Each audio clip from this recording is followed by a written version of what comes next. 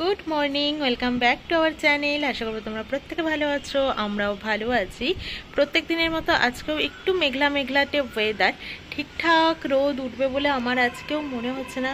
সূর্যি মামা একবার করে উঁকি মারছে, একবার করে আবার তিনি ডুবে যাচ্ছেন, এই হচ্ছে। আর গোলাপটাকে দেখো, ওফ, অসাধারণ লাগছে দেখতে। এই রকম গোলাপগুলোকে আমি বিক্রি হতে দেখেছি, মানে এই টাইমেই কেটে নেয় আর কি এই গোলাপটাকে।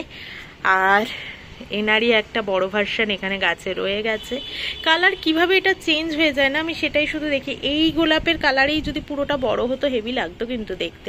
এখানে আবারও কুড়ি ঠুড়ি তো আসছে, এইখানে একটা আছে কুড়ি, এই গাছেও আছে মোটামুটি কুড়ি।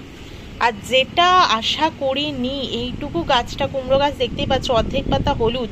আমি একটা টাইমে ভেবেই নিয়েছিলাম এবার আমি তুলে ফেলে দেবো, কারণ বেকার টপটা জুড়ে রয়েছে, আমি অন্য গাছ টাছ লাগাতে পারবো এখানটাতে। সেই গাছে এখানে কুড়ি এসেছে, দেখতে পাচ্ছ কিনা তোমরা আমি জানি না, একটু হেসে হেসে আসছে। হ্যাঁ, এবার আসছে। এখানে আছে তিনটে মতো, এখানে কুড়ি আছে, আর বাকি এই যেখানে দেখতে পাচ্ছ এখানে চারটে কুড়ি আছে। তো আর লাল গোলাপের গাছ হচ্ছে, ওফ, যেটা আমার রিসেন্ট মন ভালো করার আর একটা গাছ। এই হচ্ছে চারটে গোলাপ ফুটে রয়েছে, চারটে গোলাপ, এখানে তিনটে আর বাইরের দিকে একটা। এত ভালো লাগে না দেখতে, মানে মন ভালো করে দেয় পুরো। আর টমেটো গাছ তো এখনো বাদই দাও, বহুত দেরি আছে এখনো। আর এইখানের এই গাছটা থেকে একটুখানি হালকা দেখা যাচ্ছে, এই দেখো একটুখানি বেরিয়েছে, মনে তো হচ্ছে ঠিক গাছে দিয়েছে, মানে দুধে আলতা কালারের একটা আসবে।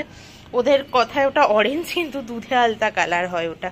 আমি দুধে আলতা কালার দেখে এনেছিলাম। আর এই গাছটাতে মোটামুটি ফুল ফুটছে, যা কুড়ি ছিল সেটাই ফুটছে। এত ভালো লাগে না, আমি ঘুম থেকে উঠেই চলে আসি এই দিকটাতে দেখতে। আবারও সূর্যি মামা দিয়েছে রোদ। এখন বাজে 8:24, আর আমি বিউলির ডালটাকেও ভেজে নিচ্ছি, রান্না বসিয়ে দিয়েছি। এই বিউলির ডালটা কালকেই জাস্ট ঢেলেছি আমি, তো ভেজে নিয়ে একটু ধুয়ে নেব। বিউলির ডাল মামুনির থেকে জেনে নিয়েছি কিভাবে করতে হবে। মামুনির হাতের বিউলির ডালটা আমার বেশ ভালোই লাগে, তাই জন্য জেনে নিয়েছি। তো আজকে সেভাবেই বানানোর ইচ্ছে আছে। এখানে আমি ডালটাকে সেদ্ধ বসিয়ে দিচ্ছি, আর আজকে তো মঙ্গলবার, নিরামিষই হবে। তো এখানে ওই জন্য আবার ঢ্যাঁড়স আর আলুটাকে সর্ষে দিয়ে করব ঠিক করেছি। তো সেটা ঢ্যাঁড়সটা কাটাই ছিল, আলুটাকে ভেজে নিই, ঢ্যাঁড়সটাকে ভেজে নিই, এবার করে নিই। ওদিকে আমার ডালের সিটি পড়ছে, আর ঢ্যাঁড়স আলুটাও আমি ভাজতে দিয়ে দিয়েছি। আর ওখানে এক পশলা মনে হচ্ছে বৃষ্টি হয়েও গেছে ভোর রাতে। এখন খেয়াল করছি যে রাস্তার ছাদ ভেজা ভেজা রয়েছে। আর আমাদের কমন এরিয়াগুলো যে মাসি রোজ ছাদ দিতে মুছতে আসেন, তিনিও চলে এসেছেন। তাই ভাবলাম আমি বা দেরি করি কেন, ওদিকে তো হচ্ছে হোক, আমি ঝাড় দিয়ে নিই ঘরটা। এখন বাজে সকাল 9:50, আমার সমস্ত কাজ হয়ে গেছে, দেখতেই পেলে পুজো দেওয়া হয়ে গেছে। আর এখানে আমি সমস্তটা গুছিয়ে নিয়েছি। ধনেপাতার বড়া হবে, তাই মাখিয়ে চুকিয়ে রাখলাম, এটা জাস্ট খাওয়ার টাইমে ভাজবো। আর এখানে সর্ষে দিয়ে যে ভেন্ডি আর আলুটা করলাম সেটাও হয়ে গেছে। আর এখানে হচ্ছে বিউলির ডাল করেছি, এটার মধ্যে মামুনির মতোই করেছি। তো নতুন সংযোজন হচ্ছে, শুধু আমি একটু লেবু পাতা অ্যাড করেছি, কারণ গন্ধ লেবু দিয়ে এই ডালটা খেতে দুর্দান্ত লাগবে। তো গন্ধ লেবু তো পাবো না, তাই পাতা অ্যাড করে দিয়েছি যা। আর এখানে ওকে টিফিনে করে দেবো গোলা রুটি, সেটাও মাখিয়ে ঝুঁকিয়ে রেডি রাখলাম। চিনিটাও গলতে টাইম লাগবে, ততক্ষণে আমরা কাজ সেরে চলে আসবো। তো এই তো আজকের মেনু। তখন থেকে রেডি হয়ে বসে আছি, এ দেরি করলো, 10:16 বেজে গেল। 10টায় বেরোতে পারলে ভালো হতো। তো যাচ্ছি হচ্ছে, ওই যে বলেছিলাম না ফিশ ফ্রাই করতে হবে, তো আমি ওকে বললাম যে দেখো ফিশ ফ্রাই তো আমি অত জনের জন্য 40 জন, তো 40টা ফিশ ফ্রাই ওরকমভাবে তো করতে পারবো না, কারণ আমার কাছে কড়াইও নেই, আর ওইগুলো বাইন্ডিং করতে ওইসব করতেও তো টাইম লাগে। তো অত কি করে করব? তো ও অফিসে কথা টথা বললো যে তাহলে চিলি ফিশ করো। তো আমি আসলে ঠিক করলাম তারপরে যে তাহলে চিলি ফিশ হলে তাও হয়। তো ও অফিসে কথা টথা বললো যে ঠিক আছে তাহলে চিলি ফিশই হোক। তো সেটাই এখন আনতে যেতে হবে। আমি ওকে বললাম তুমি যাও, বলো না রান্না তুমি করবে, পিস টিস তুমি বুঝে আনতে পারবে। তো তাই জন্য যেতে হচ্ছে আর কি। চলো বেরোই। আর কি কি মেনু থাকবে তোমাদের জেনে নি? আর কি মেনু তোমাদের? Pepper chicken. পেপার চিকেন কে করবে? 3 কেজি মাংস করবে সে, বাপরে বাপ।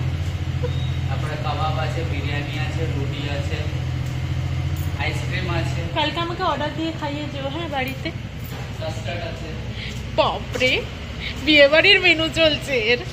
আমার ছুটতে ছুটতেই দিনগুলো শেষ হয়ে যায়। তাড়াতাড়ি করে এসে এদিকে ভাত বসিয়েছি আর ওদিকে ওর গোলা রুটিটা ভাজতে বসিয়েছি। ওটা নাপলে আমি ধনেপাতার পকোড়াটা ভাজবো। ও বলছে আমি আজকে গাড়ি বুক করিনি, ওই জন্যই মাছ আনতে কতক্ষণ কি লাগে না লাগে, তো আমি স্কুটি নিয়েই যাবো ওই জন্য। তো একদিকে ভালোই হলো, ফিলেগুলো করাতে অনেকটা টাইম লাগলো। তারপরে আমার ঘরে কর্নফ্লাওয়ার অতটাও ছিল না যতটা লাগবে, তো ওই জন্য আবার একটা কর্নফ্লাওয়ার আনতে গেলাম। তো সব প্রত্যেকে একটু দেরি হলো। তো চলো আগে কাজবাজ সামলে নিই, তারপরে কথা বলবো। এখানে আমি সমস্ত চিলি ফিশের জন্য যা যা লাগবে সমস্তটা দিয়ে আমি এখানে মাখিয়ে ঝুঁকিয়ে রেখে দিলাম। এটাকে চাপা দিয়ে আজকে ফ্রিজে রেখে দেবো, কালকে সকাল থেকে এটার জন্য শুরু হবে তোড়জোড়। তোমাদেরকে বলছিলাম না যে এই আঙুলটা থেকে সেই পুঁজ বেরিয়ে এসেছিল, একটুখানি জায়গা মাংস ছেড়ে গেছিল বা চামড়া ছেড়ে গেছিল নখটা থেকে। এই দেখো এবার পুঁজ বেরোনোর পর দেখছি এই জায়গাটাতে, এই যে সাদা অংশটা এখানটাতেই পুঁজটা জমেছিল। এইবার আস্তে আস্তে এই যে চামড়াটা এবার উঠে আসছে, পুরো শক্ত হয়ে আছে, এখন আর ব্যথা ব্যথা কিছু নেই। এইবার চামড়াটা উঠছে আস্তে আস্তে।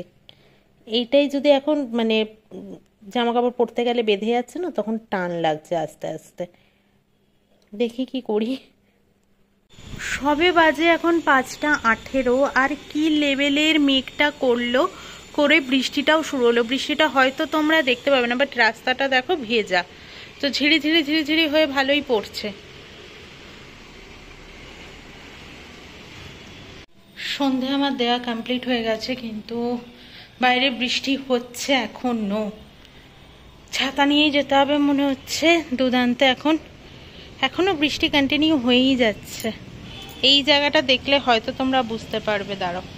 না কিছু হয়তো বোঝা যাচ্ছে না, আসলে এই জায়গাটার কালারটাও সাদা তো তাই কিছু বোঝা যাচ্ছে না। এই দেখো জল, এখনো বৃষ্টি হয়েই যাচ্ছে। যাই হোক চলো, অলরেডি তো 7টা বাজে, নিয়ে আসি। এখানে যে এতগুলো গরু ছিল তা আমি আগেও দেখিনি, আজকে দেখলাম সবকটা গরু এখানে, যেহেতু বৃষ্টি পড়ছিল তাই জন্য শেডের তলায় সবকটা চলে এসেছে। আর খাওয়ারও টাইম, এখন একটা ধোয়াও দিয়েছে, বোধহয় মশার জন্য ধোয়াটা দিয়েছে। আর ভীষণ পরিষ্কারও রাখে খাটালটাকে। আর এখন দিয়েছে খেতে, আমি সকালে আসতাম তো তাই জন্য দেখছিলাম বেশ পরিষ্কার, কোনো খাওয়া দাওয়া ছড়ানো ছেটানো নেই, কিন্তু আজকে দেখলাম। চলো দুধটা নিয়ে এবার বাড়ি যাওয়া যাক।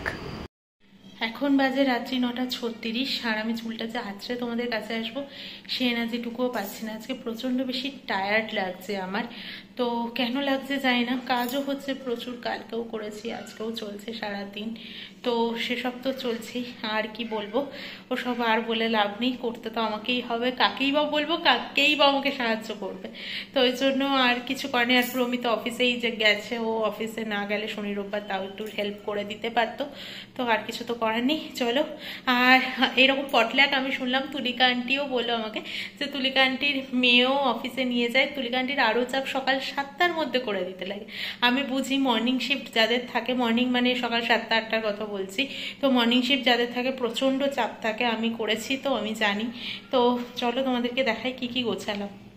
এই 3টে জিনিস হচ্ছে কালকের। আমি আদা রসুন পেস্ট ঘরে আছে রেডিমেড, ওটা দিয়েই বানাবো, কারণ অত রসুন ছাড়ানোর এনার্জি আমার নেই।